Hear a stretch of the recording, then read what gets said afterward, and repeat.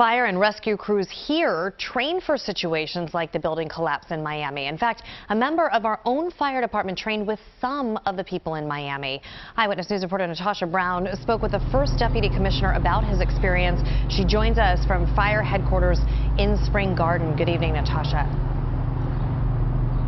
Well, good evening to you, Jessica. It is certainly a sad day for firefighters here in Philadelphia, especially this deputy commissioner who has trained with some of those firefighters, as you mentioned, there in Miami and Miami Beach as well. He is saying their thoughts are with them because they know all of them train for situations like this, even right here in Philadelphia.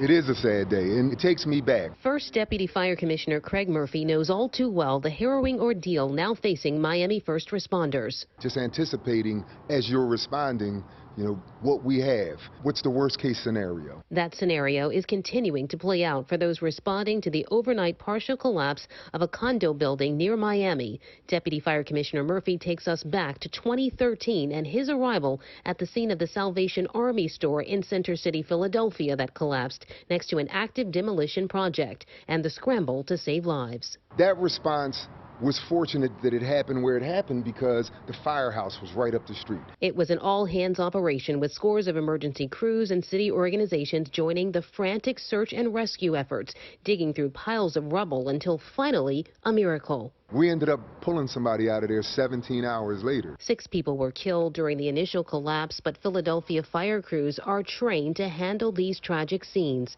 A tragedy averted just a couple of weeks ago when a Philadelphia fire engine crashed into a building on Girard Avenue. No loss of life, but some injuries. We have 3 companies in the city that are trained in technical rescue. Deputy Fire Commissioner Murphy has close ties to fellow firefighters in Miami. He's lived through the nightmare facing them in what's anticipated to be a days-long event. I've trained with Miami-Dade. I've trained with Miami Beach. Florida Task Force 1 and 2, we've trained together through our FEMA affiliation.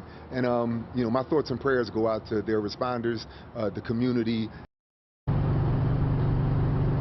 Well, this is hitting very close to home for Deputy Commissioner Murphy. He tells us he also responded to 9/11, so he understands the gravity of the situation that's unfolding there near Miami right now. That's the very latest for now. Reporting live in Spring Garden, Natasha Brown, CBS 3 Eyewitness News. All right, Natasha, thank you.